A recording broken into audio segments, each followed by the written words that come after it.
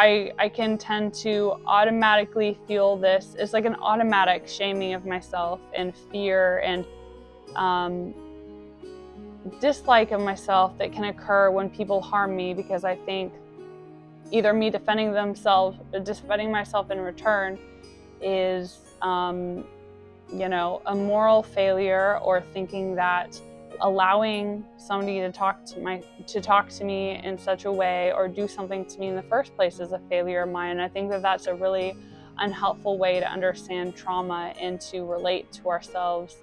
So so I'm working on noticing that that's something that occurs in me, not taking it personally, because I'm just a program that's a result of everything that I've come across.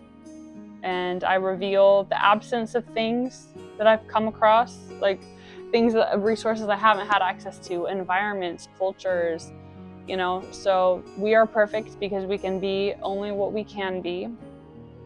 But we aren't perfect in the sense that we can learn things that will help us to find true peace, true safety, a true sense of yes, this is the saving grace that makes being a human safe, that makes difficulty safe, that makes communicating with people safe, that makes being a person just trying to earn money and live a good life and help other people be a safe endeavor.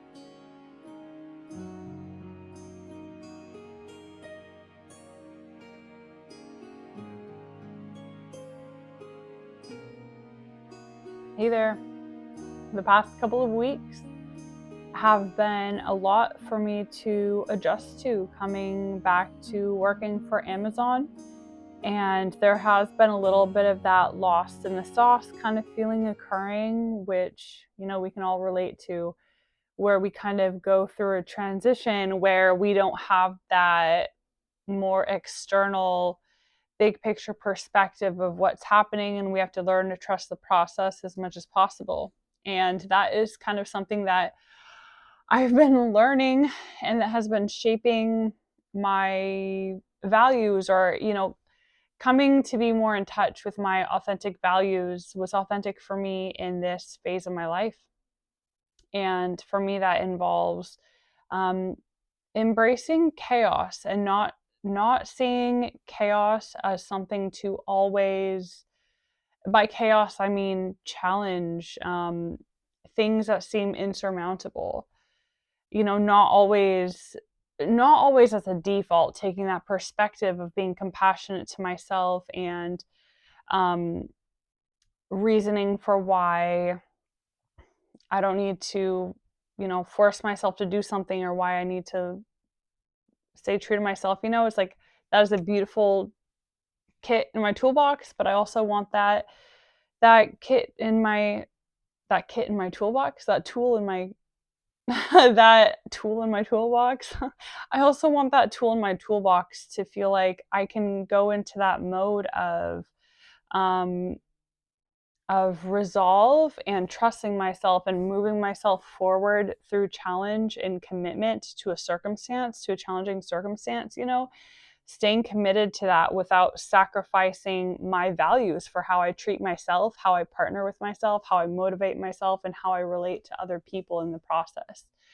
To, people I care about, to, not letting myself be harmed in order to appease people, things of that nature.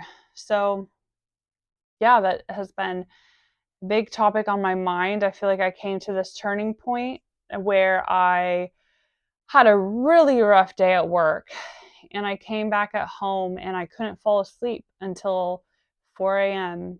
I just had adrenaline in my body. When I came home, I was sobbing, almost hyperventilating. I had to be breathing. I was stretching, I was breathing, I was using positive affirmations, but I just had this overwhelming, underlying narrative going on that, doom, why am I doing this? What is the point? What is my big life picture? Who am I? What matters to me in the moment? What is that anchor of my life? It was very much those kinds of feelings. And, it was at that turning point, when I had all these fears, and I stayed up till 4 a.m. and I woke up at 9 a.m. And for me, I need at least 7 hours to really feel functionable. And honestly, I prefer 9 or 10 hours of sleep. And, I did decide like I don't have to go to work. And and I called in to say that I was probably not coming in.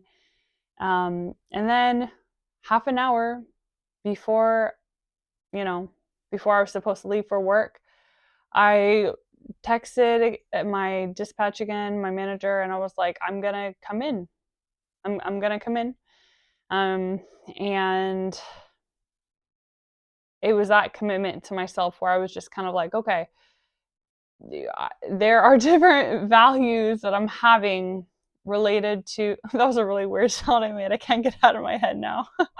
But there are different values that I'm committing to now that I am embracing as what moves me and emotionally motivates me during this season of my life. All the trauma from the past is not an end all be all definition of who I am or how I experience things or how I process the world or the emotional landscape I'm capable of.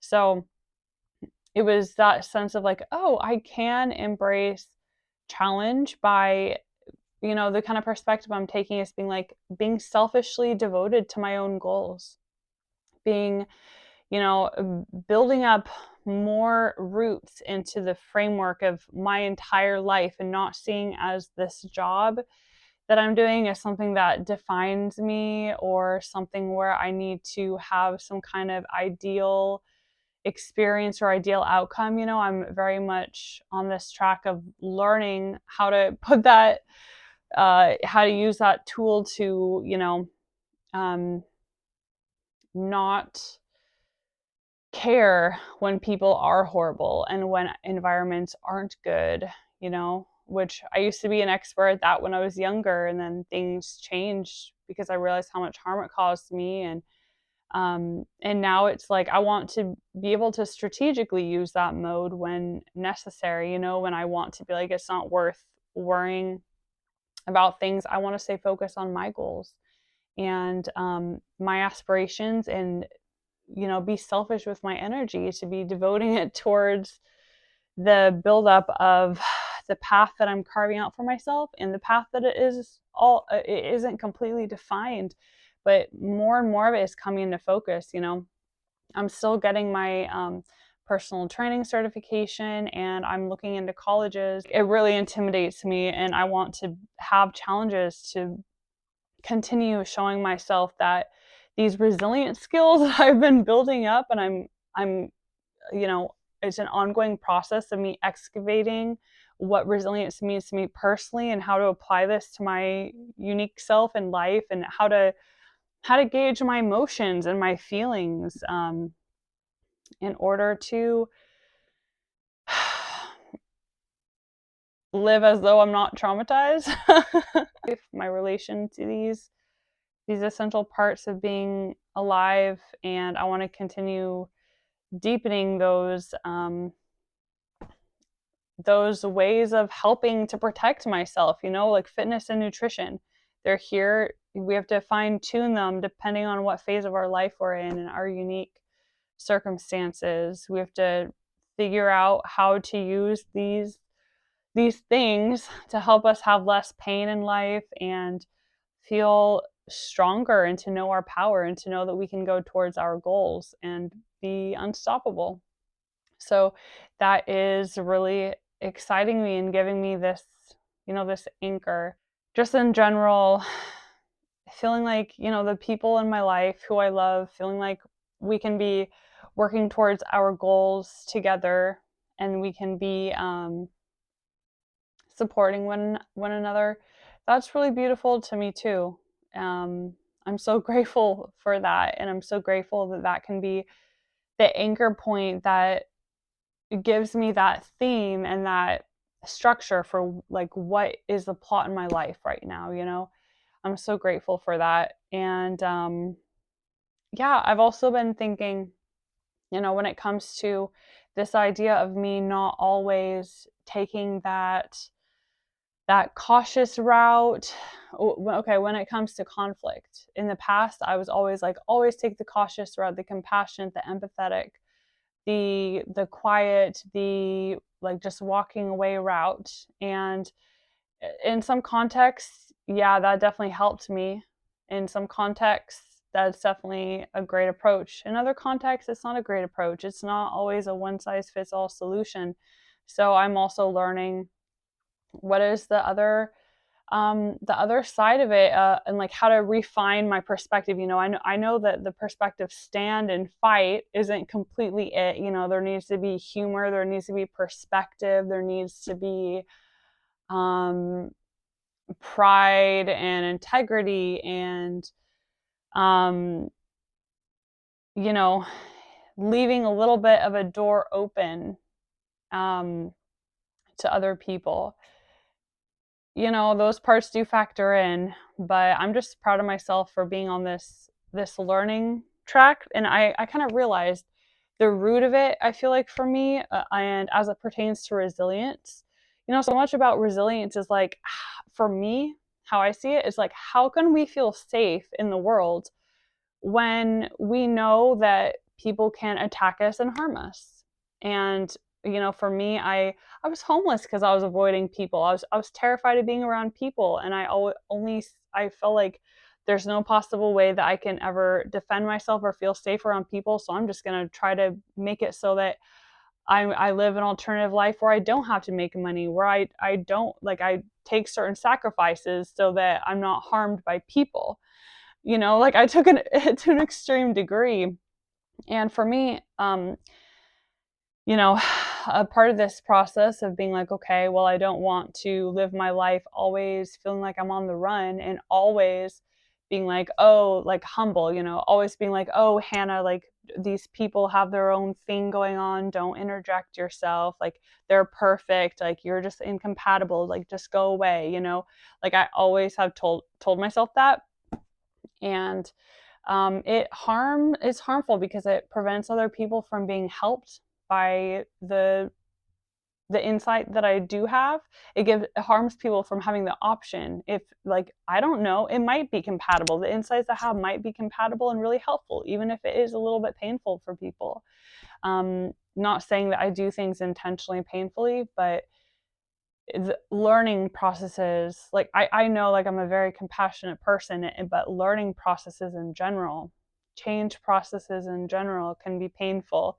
And it's kind of like stopping an addiction, kind of painful. um but I have experience with that too. So anyway, it's a bit of like trying to understand what is my role in communication, or I guess, because it isn't one size fits all, what role I play in communication is dependent on a lot of circumstances. So for me, I'm trying to figure out, how can I add that tool to my toolbox where I can represent myself and acknowledge myself as, like, giving other people the opportunity to reject me before I reject myself. Being able to be like, do you need this kind of help? I see a problem here. Can I be of help to you? So I've been thinking about that lately, as um, fear of people pertains to resilience, and just being like, I'm so grateful the past, um, well, especially the past like 6 months or so has been the strongest for me. But this learning how to really partner with myself, where I'm not judgmental towards myself. I sometimes go over the top in loving and protecting and nurturing myself, because I've gone over the top in a really negative way in the past. I've been really abusive to myself in the past, just unconsciously copying the people who did that to me. And it's so crazy because we can know these things logically. For me, it's like, I've read about these cycles of abuse kind of things logically, and I've been like, that can't be me. Like, how could that be me? Like, that no, that's not me. But somehow, and it seems really silly, but somehow that can still pertain to us, where we're not always as impervious as we'd like to think. Like, we can harm ourselves just because other people have, and we haven't seen a better example for how to deal with really complex situations, where there's pain and lack of resources and people trying to use leverage to try to secure the resources they think they need. And sometimes they're barking up the wrong tree for the resources they need, or they don't need the resources they think they do. There's just so many dimensions that can go into the way that we treat ourselves. So that's just to say, I am still coming to terms. Well, I don't know. I'm still learning more. Like the phrase narcissistic abuse, I do find that useful. I've been aware of that phrase for like 7 to 8 years or so since I got out of a abusive relationship, and that phrase, I have different views on that phrase because it's very nebulous. There's a lot of ambiguities and interpretations based in it, and it's hard unless you are in the situation yourself and you can feel your emotions and feel like for you what's right for you to identify with, what terms you use to protect yourself. But the phrase narcissistic abuse, I feel like that's kind of like verbal warfare in a way. And sometimes you need that to protect yourself, and it's just the circumstances you're in. So in a broader sense, and then I feel like some people misuse the phrase narcissistic abuse also. And so it has like a negative, like has the potential for anybody to use it in a sense of like warfare or trying to hurt or harm or cause more chaos and emotions and distraction rather than to, be able to solve a mutual problem together. And then sometimes other people aren't wanting to solve a mutual problem together, and then it's a matter of not trying to control other people and be like, okay, I accept, like, you don't need to be part of this puzzle. So there's a lot of different factors going on here, but let's just say that I feel like that phrase is something. It's something.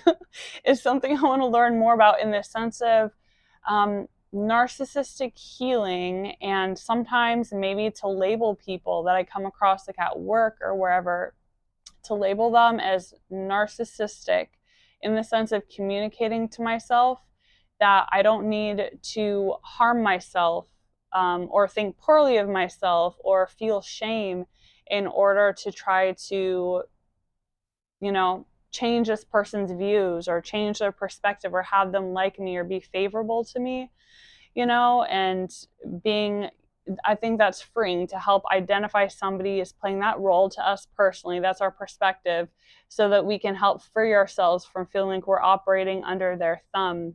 Because I feel like when you have abuse in your life, I feel like most people go through this at different times, right? Like surely we do, like whether it's at school with authority figures or it's with our parents or it's with like whatever environment we're in, relationships, toxic relationships. I feel like most people don't have the privilege of proper, like, kind of empathetic communication modeled where you care about the other person. And this is once again a very nebulous topic.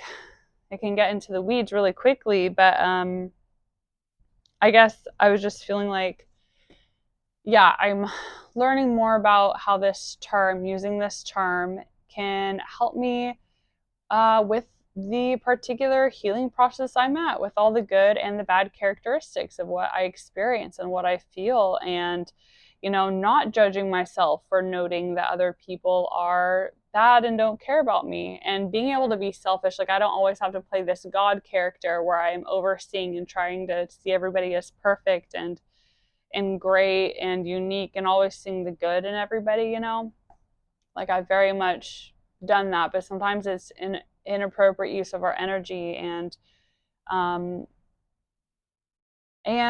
it's distracting, I think. So yeah, I'm trying to learn more about this subject still. But with narcissistic abuse in general, I feel like at this moment I'm seeing it as the dynamic there is just like incompatibility and people looking for things from each other that they can't get from each other. Um, and whatever role you're playing, whether it's the aggressor or the victim, the downtrodden or whatever, like both roles are kind of participating in a game. I'm unsure of the nature of the game exactly, but I I don't know. I feel like this just really factors in for me to solve this puzzle, to learn more about this puzzle. It really factors into helping me feel like I can um, succeed in a wider range of environments and not feel like I'm living my life in fear, in shame, in terror for when people are going to pounce on me and like I can that's a part of the process still of being like, how can I always feel positive towards myself and proud of myself and in partnership with myself amidst all these different things, all these different emotions and experiences when you have other people. I think often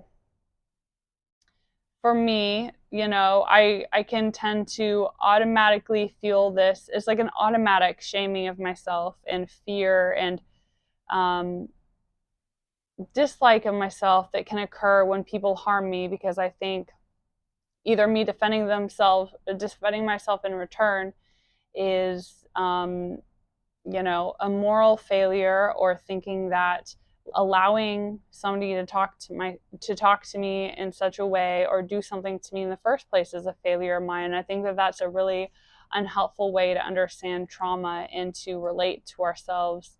So so I'm working on noticing that that's something that occurs in me, not taking it personally because I'm just a program that's a result of everything that I've come across, and I reveal the absence of things that I've come across, like resources I haven't had access to, environments, cultures, So we are perfect because we can be only what we can be, but we aren't perfect in the sense that we can learn things that will help us to find true peace, true safety, a true sense of like, yes, like this is the saving grace that makes being a human safe, that makes difficulty safe, that makes communicating with people safe, that makes being a person just trying to earn money and live a good life and help other people be a safe endeavor.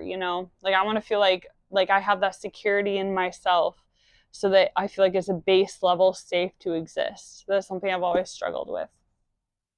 So, um, yeah, that is what has been on my mind lately. And I am very grateful. And, this is very much related to my entrepreneurship journey still, because, I am developing,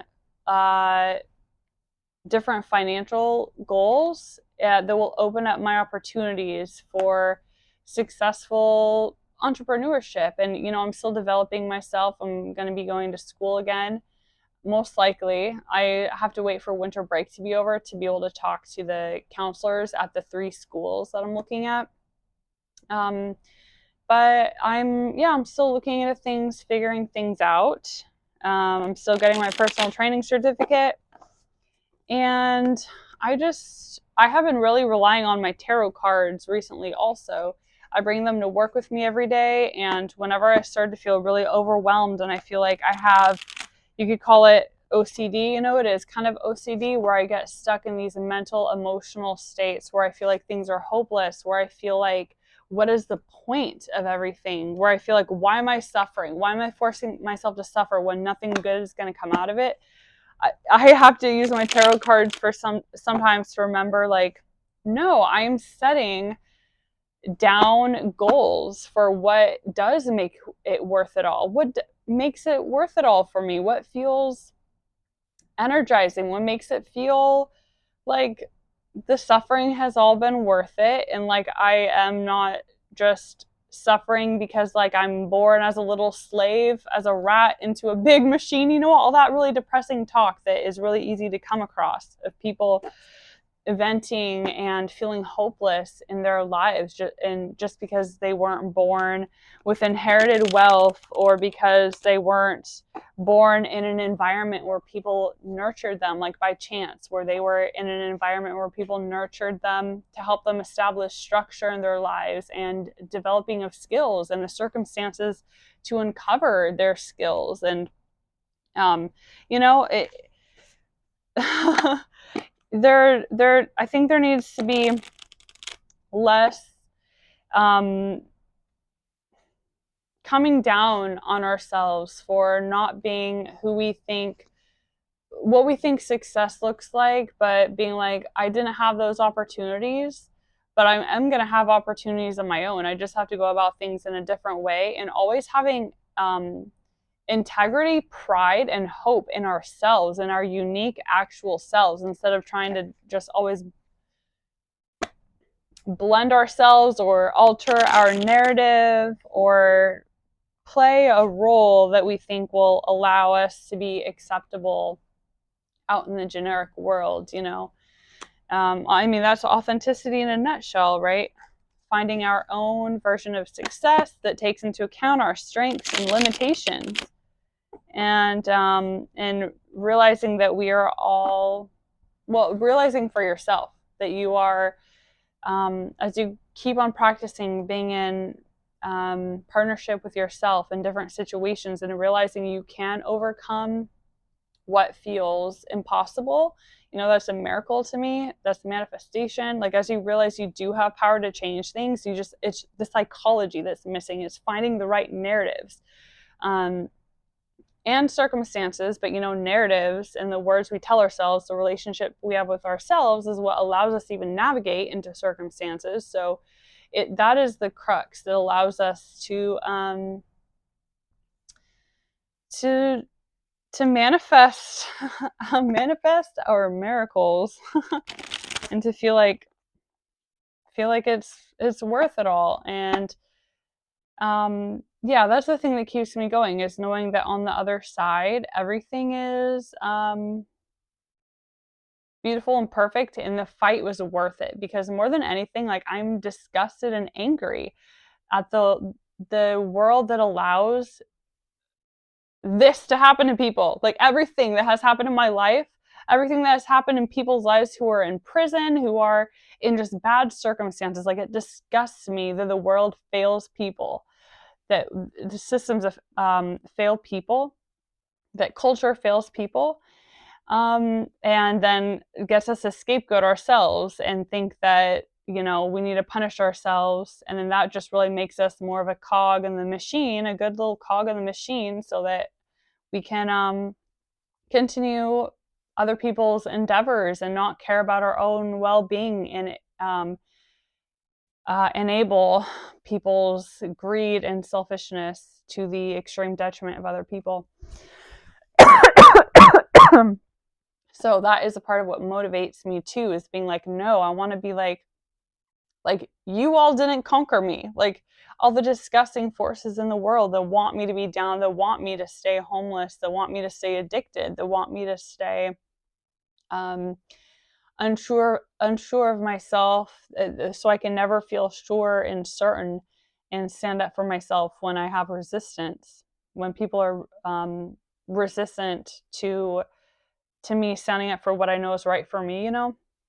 It's these kind of things that make me want to keep going and wanting to be stronger and devote myself to me, and want me to, or it just makes me want to find more. It puts into perspective also, like, what kind of community, like the beauty that community has to offer in perspective with all the forces that really honestly don't care and want you to suffer, and just let people fall by the wayside because it makes things better for other people sometimes, and other times just out of ignorance or exhaustion themselves. But anyway, the question I wanted to ask is, what is a mindset or narrative that can help me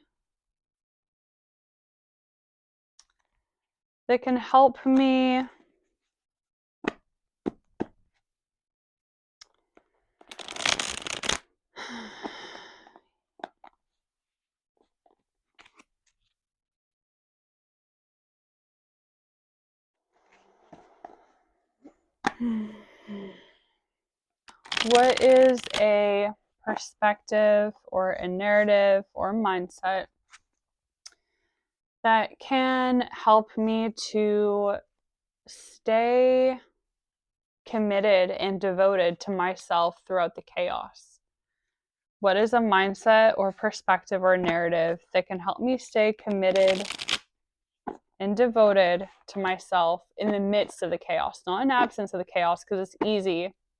It's easy to be perfect, to appear perfect, to do everything right, to be feeling good in the midst of chaos, or in the absence of chaos. But in the midst of chaos, what's a mindset or narrative that can help me to stay true to myself and feel in control and empowered?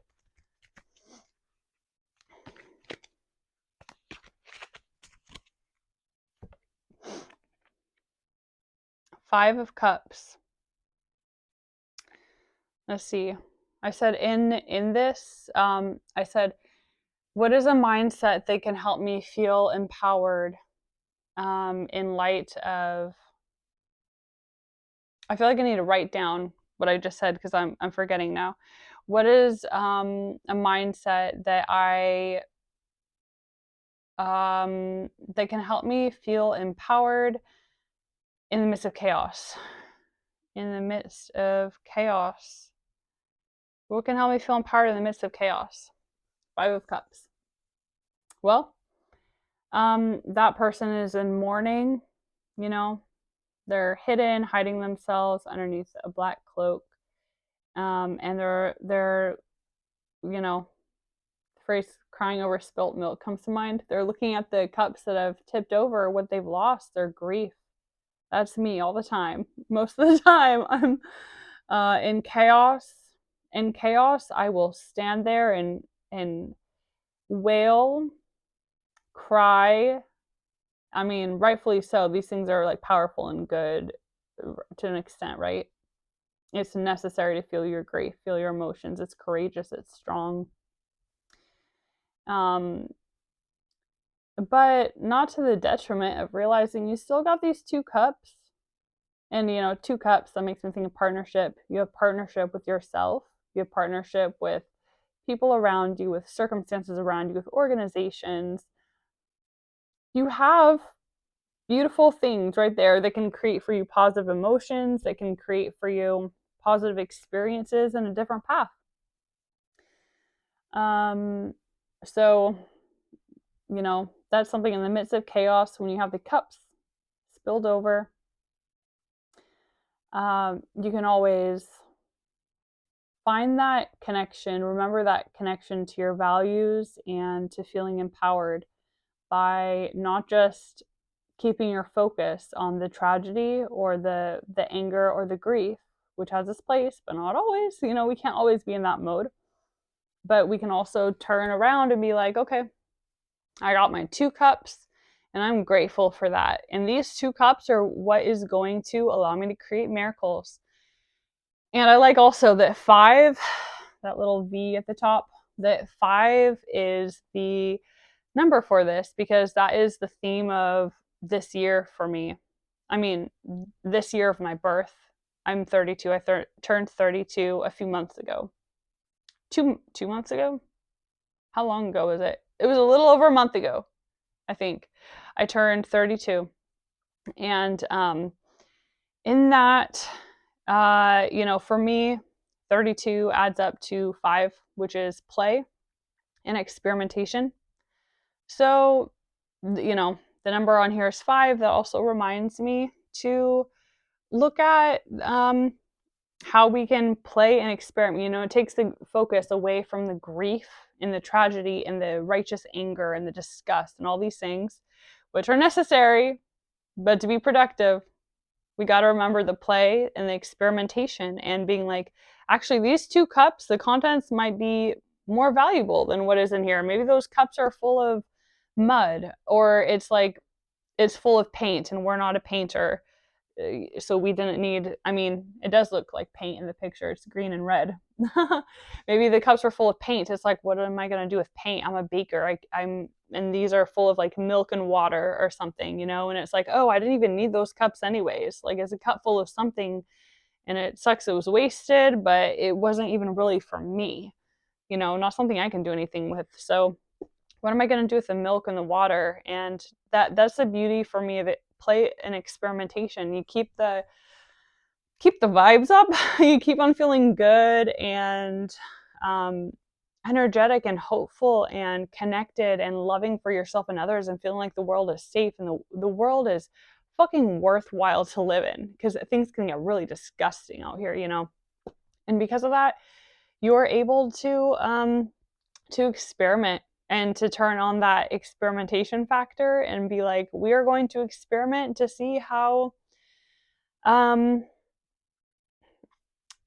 we can use this milk and water towards my own goals. Like, if I have milk and water, oh, I guess that means I was a baker all along, and just kind of taking the resources that we have and using that to inform our identity and being grateful. Like, the things, it's not just chance always, being able to take things is more meaningful, to be like grateful. Like, if these things are in my life, then that means it directly relates to me, and it does say something about what, even if it's kind of subconscious, or when you're lost in the sauce in the present, it's hard for you to have that real emotional attachment or feeling. We can still logically sometimes be like, okay, I guess that means that what is in front of me in my life is truly meaningful. It isn't just chance. It isn't just coming and going, as so many things have, especially if you're like me, where you have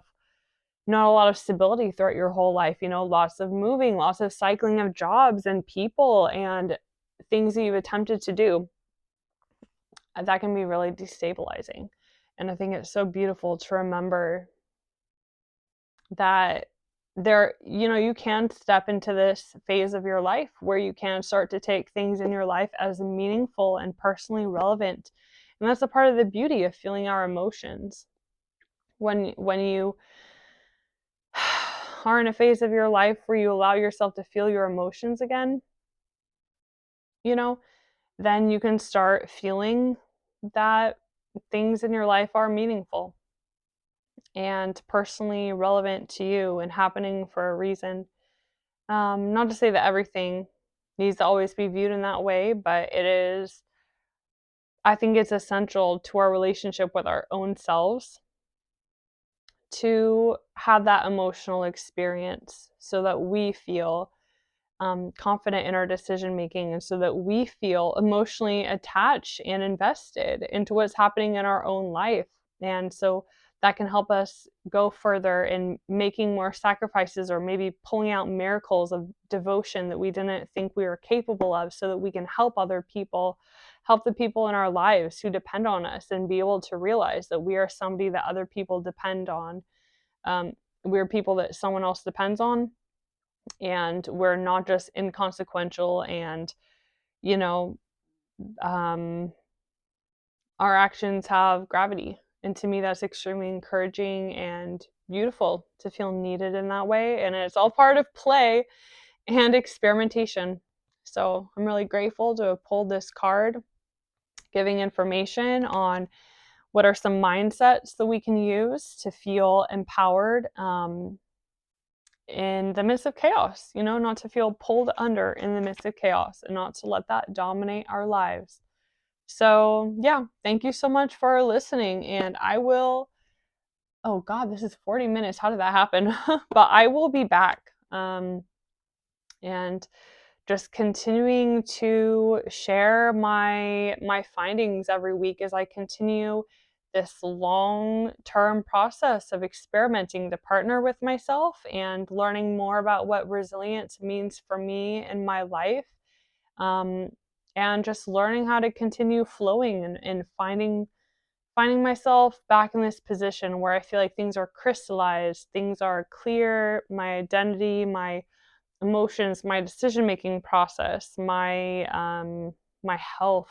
Oh my god, my health, and just the overall stability in my life, That's really the goal for me, and I am really excited and grateful to support other people on their journeys, and really grateful that other people rely on me for support during their own journeys, and vice versa. I really benefit so much, so much, incredibly so, from people in my life, from their support and from their influence on me.